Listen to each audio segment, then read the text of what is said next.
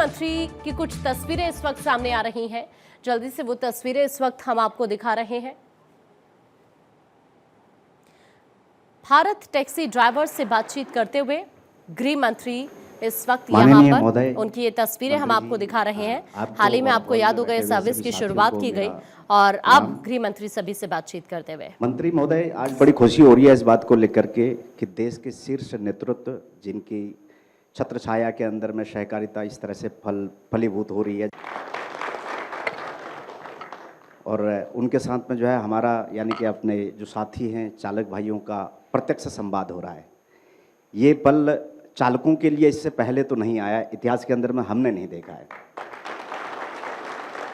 तो उसके लिए मैं आभार व्यक्त करूंगा भारत टैक्सी का, उसके साथ ही आभार व्यक्त करूंगा सहकारिता मंत्रालय का और सबसे बड़ा आभार व्यक्त करूंगा मंत्री जी का कि अगर शीर्ष नेतृत्व अगर हमारी बातों को सुनेगा और समझेगा तो मेरे को लगता है कि अब प्रगति दूर नहीं है हम सभी भाइयों की। महोदय, पिछले 20 सालों से मैं जो है इस लाइन के अंदर में हूँ, ड्राइवरी लाइन के अंदर में। इससे पहले नौकरी करा करता था और बेसिकली मैं रहने वाला उत्तराखंड का हूँ और नाम मेरा धारा वल्लभ है।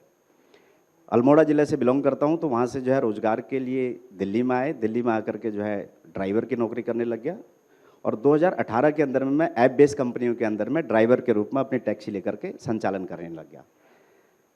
तो ऐसी उम्मीद तो लगाई थी कि बहुत कुछ होगा, लेकिन जब मतलब एक वर्ड सुना था पार्टनर, तो हमको पार्टनर बोला करते थी, तो वो वर्ड सुन करके हम भी अट्रैक्ट हुए। ठीक है जी, पार्टनर बन रहे हैं इतनी बड़ी कंपनियों के साथ में, तो उसके साथ में जो है हम भी हो लिए।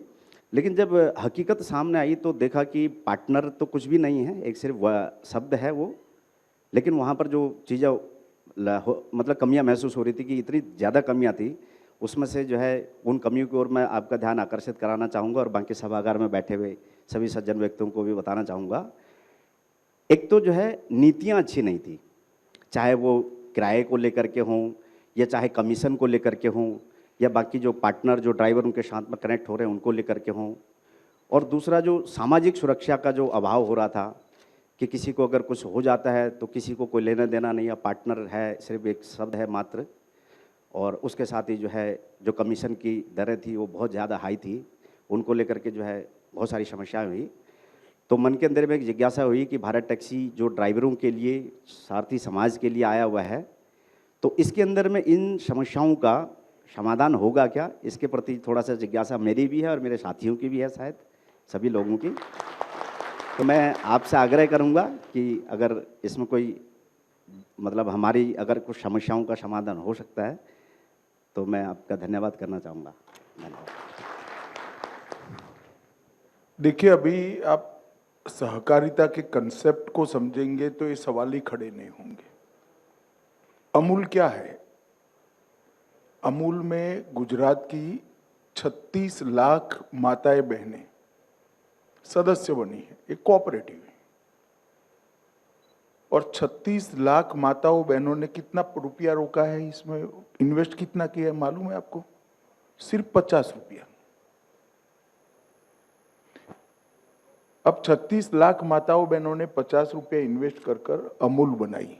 ये 36 लाख तो एक दिन में नहीं हुआ, धीरे धीरे कर कर हुआ है। अभी जैसे हमारा 2.5 लाख का रजिस्ट्रेशन हुआ है सारथियों का, तो धीरे धीरे कर कर 36 लाख हुआ था। अब ये 36 लाख माता बहनों की कोऑपरेटिव 1,25,000 करोड़ का टर्नओवर कर रही है। मैं गारंटी से कहता हूं, आपके घर में जो दूध का थैली आता है या तो मदर डेयरी का दूध होगा या अमूल का होगा। बताइए आप लोग, आता है या नहीं आता है? तो 1,25,000 करोड़ में आपका भी इसमें पार्ट है। अब फर्क क्या है प्राइवेट डेयरी और कोऑपरेटिव डेयरी में? प्राइवेट डेयरी और कोऑपरेटिव डेयरी में ये फर्क है कि प्राइवेट डेयरी अगर ये 1,25,000 करोड़ का टर्नओवर करे, करती भी है कुछ डेयरियां, थोड़ा थोड़ा थोड़ा। अमूल जायंट है मगर 50 करोड़ 25 करोड़ का टर्न, तो उसमें पशुपालक माता के पास पशु का पालन कर दूध निकालकर डेयरी में भरती है, इसको सिर्फ एक निश्चित रकम मिल जाती है। अमूल में क्या होता है?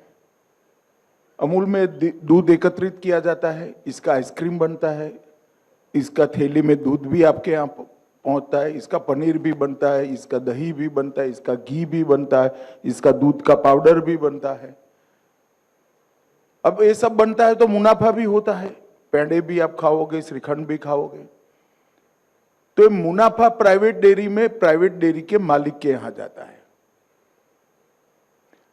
अमूल में ये बनाने का खर्चा जो 15% से ज्यादा नहीं, उन्होंने बताया 85%, एक्चुअल में 100%, बाकी का 15% तो बनाने का खर्चा है। जैसे आपकी वाहन आप चलाओगे तो पेट्रोल डालना पड़ेगा, ये तो खर्चा है ना। इस तरह से बाकी बना पूरा का पूरा मुनाफा वो दूध पशुपालन करने वाली माता के हाथ में, बेटी के हाथ में चला जाता है। और आपको आश्चर्य होगा, मैं आग्रह करूंगा सहकारिता विभाग को कि 25 माताओं बहनों का एक लिस्ट हमारी साइट पर रखेंगी जिन्होंने एक साल में 1 करोड़ से ज्यादा रुपए का दूध डेयरी में भरा है, जिनकी इनकम 1 करोड़ से ज्यादा है। अब कहने के तो वो भी गाय भैंस पाल रही है। परसों के बाद हमारी साइट पर जाएंगे, फोटो के साथ होगा आपके पास उपलब्ध। तो ये जो कंसेप्ट है वो ये है कि जो श्रम कर रहा है, जो मेहनत कर रहा है, उसी को मुनाफा मिले, किसी सेठ को न मिले। अब आप भारत टैक्सी का विचार क्यों आया? ये जो आपने कहा ढेर सारी कंप्लेंट्स आती थी, 30% कट जाता था, कोई सर्टेनिटी नहीं थी, कोई सुरक्षा नहीं थी, ब्ला ब्ला ब्ला, जितनी भी कंप्लेंट्स हैं वो, इसका निवारण क्या? वो जो कंपनियां हैं, वो कंपनियां चलाने का उद्देश्य मालिक को धनी बनाना है। मेरी बात सच है या नहीं है? हमारा भी उद्देश्य मालिक को धनी बनाना है। फर्क इतना है कि मालिक आप हो। आप मेरी बात समझ रहे हैं? सिर्फ 500 रुपया आपको इन्वेस्ट करना है। 3 साल के बाद क्या होगा? भारत टैक्सी 1 रुपया कमाएगी। मानो भारत टैक्सी 25 करोड़ रुपया कमाई, तो 25 करोड़ में से 20%, 5 करोड़ रुपया, ये भारत टैक्सी के अकाउंट में आप लोगों की पूंजी के नाते जमा हो जाएगा।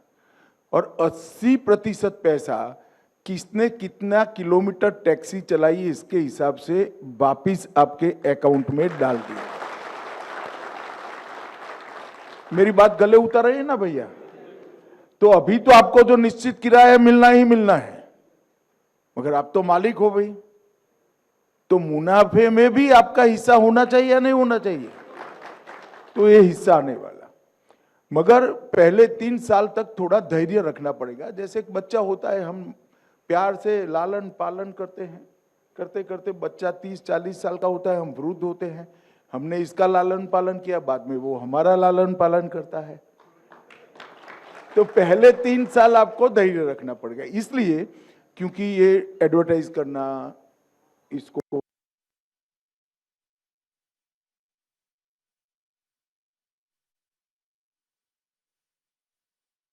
एस्टैब्लिश करना, ये प्राइवेट कंपनियां इस पर जो स्पर्धा थोप देगी गलत प्रकार की, क्योंकि वो तो कमा कर बैठे हैं, तो इसको स्ट्रगल करने में 3 साल होंगे। और 3 साल में हम देश के हर शहर में लगभग पहुंच जाएंगे। ऐसा हमने रोड मैप बनाया, जहां जहां म्युनिसिपल कॉर्पोरेशन है हम 3 साल में पहुंचे, तो ये संख्या हमारी बहुत बड़ी हो जाएगी। 36 करोड़ 75 साल के आजादी में कोऑपरेटिव में जुड़े हैं। भारत टैक्सी 15 करोड़ 1 साल में 2 साल में जोड़ देगी। तो इसको हम सब ने मिलकर मजबूत कराना पड़ेगा। धन्यवाद सर। धारा वल्लभ जी हमारे बोर्ड ऑफ डायरेक्टर्स में सारथी प्रतिनिधि के रूप में भी शामिल हैं, जिन्होंने भी प्रश्न पूछा। अब मैं अनुरोध करूंगा किशन भाई गोविंद भाई पटनी जी से, वो अपनी बात रखें आपके समक्ष। नमस्ते मंत्री श्री, मैं अहमदाबाद गुजरात से एक ऑटो ड्राइवर हूँ। अभी मैं 10 साल से ऑटो चलाता हूँ अहमदाबाद में। कहाँ रहते हो? मेरे मतदाता yes yes sir, yes sir, yes sir, yes sir. मंत्री श्री, अभी जो ऑनलाइन हम राइड कर रहे हैं तो उसमें बोल रहे हैं आप पार्टनर हो, तो पार्टनर को जो कुछ समस्या आती है तब हम कॉल सेंटर में बात करते हैं। एक सेकंड मुझे बताओ, उन कंपनियों का शेयर है आपके पास? नहीं है सर। तो कैसे पार्टनर हो गए? सर वही बात लोग पार्टनर बताते हैं। वो पार्टनर नहीं है, सर छलावा सही कर रहे है, हैं। सही है आपके सर। तो सर भारत टैक्सी हमको बोल रही है सारथी आप मालिक हो, तो सर हमको मालिक का हक कैसे मिलेगा? मैं बताता हूं, भारत टैक्सी में अभी हम सब छोटा छोटा काम करते हैं, सारथी है। हमारे पास इतनी पूंजी तो है नहीं कि इतना बड़ा कंपनी खड़ा कर ले। हमने अभी भारत की 5 बड़ी कोऑपरेटिवों को मिलाकर ये खड़ा कर दिया। अब जैसे आपकी संख्या बढ़ती जाएगी, जो सारथी इसमें पार्टनर बनना चाहता होगा, कंपलसरी नहीं है, आप बनो ना बनो आप पर निर्भर है। 500 रुपये का अगर आप शेयर लोगे तो आप इसके मालिक हो जाओगे। आप मेरी बात समझ गए? फिर जब भारत टैक्सी का बोर्ड ऑफ डायरेक्टर का चुनाव होगा तब इसमें कुछ सीटें सारथियों के लिए भी चिन्हित रखी, जैसे अभी भाई साहब बोर्ड ऑफ डायरेक्टर में आ गए, तो वो आपके सारे हितों की चिंता करेगा। अगर भारत टैक्सी सारथियों के पक्ष में कोई नीति नहीं करती है तो ये तो आपका प्रतिनिधि ना चिल्लाएगा कि ऐसा नहीं चलेगा भाई, हमारी कंपनी है, आप ऐसा कैसे कर रहे हो। मुझे बताओ भाई, उन कंपनियों के बोर्ड में आपका कोई प्रतिनिधि है? नहीं सर, नहीं सर। यहाँ पर है, यहाँ पर है। तो आप मालिक हुए या नहीं हुए? Yes sir, yes sir. तो यही कंसेप्ट है भाई, आपका कोऑपरेटिव है, आपको चलाना है, मगर इतना रखना मैं आऊं तो कभी चाय पिलाना भाई, बाकी तो क्या है यार इसमें। कंपनी आपका ही है, मुनाफा भी 20% रिजर्व करेंगे, जिससे कंपनी कोई खराब समय में आए तो हमारी उससे चलती रहे। 80% मुनाफा पर किलोमीटर वापस दे दिया जाए। पहले 3 साल हमें एक एक शहर बढ़ाता जाना है। अभी दिल्ली एनसीआर बढ़ा है, तब राजकोट बढ़ाएंगे वो, तो पहले 3 साल हमारा एक्सपेंशन में जाएगा। 3 साल के बाद जितना भी मुनाफा होगा 20% कोऑपरेटिव भारत टैक्सी में रहेगा और 80% हमारे सारथी भाइयों को वापस दे दिया जाएगा। धर्मेंद्र कुमार वर्मा जी, उनसे अनुरोध करूंगा कि वो अपनी बात आपके समक्ष रखें। आदरणीय मंत्री मनोज जी नमस्कार। मेरा नाम धर्मेंद्र वर्मा है और मैं उत्तर प्रदेश के औरैया ज़िले का रहने वाला हूँ और यहाँ पर दिल्ली में रोहिणी सेक्टर 20 में रहता हूँ। और ये जो एबेस्ट कंपनियाँ हैं इसमें लगभग मैं 10 साल से गाड़ी चला रहा हूँ। मोटे कमीशन को लेकर के हम 12, 15, 16 घंटे गाड़ी चलाते हैं, लेकिन अपने परिवार का जो है पालन पोषण अच्छे से नहीं कर पाते। तो भारत टैक्सी जो दावा करती है कि ड्राइवर को पूरा पैसा मिलेगा, कोई कमीशन नहीं कटेगा, तो ऐसे में भारत टैक्सी ये कब तक रन कर पाएगी? कब तक मतलब हम ड्राइवरों को कहाँ से देगी ये सब जो सुविधाएं दे रही है? देखिए ऐसा है, एक तो बैठ जाइए आप। जी सर। पहले एक बात समझिए, भारत टैक्सी का उद्देश्य कोई कंपनी की तरह बड़ा मुनाफा कमाना नहीं है। भारत टैक्सी का उद्देश्य है हमारे सारथी भाइयों को मजबूत करना। अब आपने जो सवाल उठाया कि भारत टैक्सी कहां से चलेगी, चलेगी तो इसी तरह से, परंतु वो इतना होगा जिसका जितना दाल में नमक होता है। ये कंपनियों ने नमक की दाल कर दी है। आप मेरी बात समझ रहे हैं? अच्छा, इसका हिसाब किताब तो आपके पास में है नहीं, इसका हिसाब किताब आपके पास में रहने वाला है, आपके लोग चलाने वाले हैं। आप मेरी बात समझ रहे हैं? जो प्रोफेशनल लोग होंगे उनकी तो तनख्वाह होगी, शेयर नहीं होगा। वो आपकी ओर से पूरा मैनेजमेंट देखेंगे।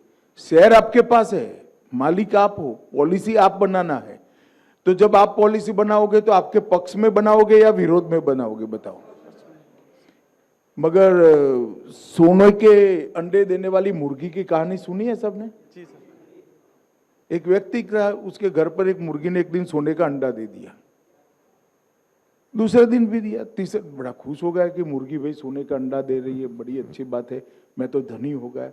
फिर एक दिन रात को उसको विचार आया कि ये रोज एक अंडा दे रहे, कितने अंडे अंदर पड़े होंगे, लाओ एक गर्दन काट लेते हैं, सारे अंडे एक ही दिन निकाल देते हैं। तो दूसरे दिन उसने वो करा, एक भी अंडा निकला नहीं।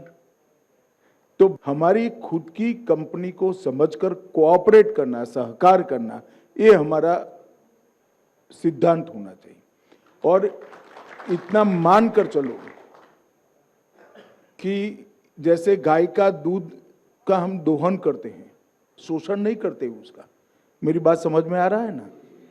भारत टैक्सी दूध का दोहन करेगी, आपका शोषण नहीं करेगी, इतना निश्चित मानकर चलो। धन्यवाद सर। नरेश कुमार उपाध्याय जी से मैं निवेदन करूंगा, अब वो अपनी बात रखेंगे आपके समक्ष।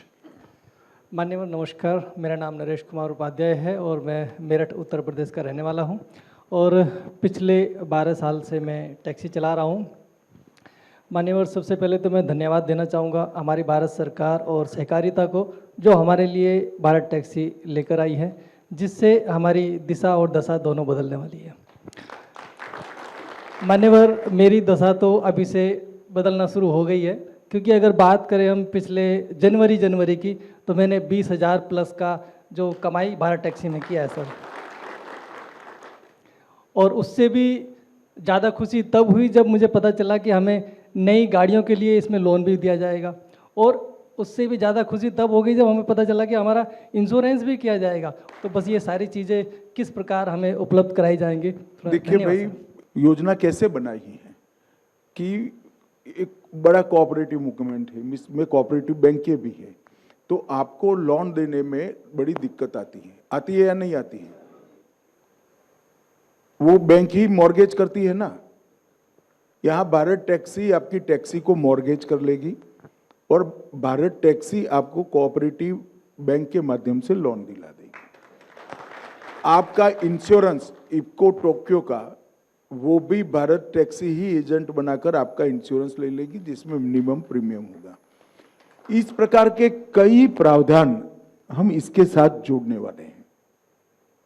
शुरुआती कुछ समय आपको धैर्य जरूर रखना पड़ेगा, क्योंकि व्यवस्था बनती है तो बनते बनते समय होते। जैसे एक नया घर लोगे तो शुरुआत में बाथरूम में थोड़ा प्लम्बिंग का प्रॉब्लम होगा, कहीं कलर उखड़ा हुआ होगा, कहीं दरवाजा ढंग से बंद नहीं होता होगा, मगर 1 महीना होते होते आप सब रिपेयर करा दोगे और ये सुचारू रूप से घर में रहना शुरू हो जाता है।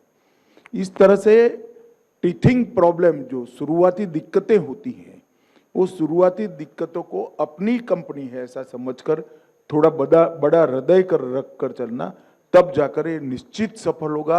आपको जरा भी शंका रखने की जरूरत नहीं। धन्यवाद सर। वनराज गढ़वी जी से मैं अनुरोध करूंगा, वो अब अपनी बात महोदय के समक्ष रखेंगे। नमस्ते सर, मेरा नाम वनराज गढ़वी है। मैं अहमदाबाद गुजरात से एक टैक्सी ड्राइवर हूँ। मैं पिछले 8 साल से अहमदाबाद में टैक्सी चलाता हूँ और कई बड़ी बड़ी कंपनियों में हमने काम किया है।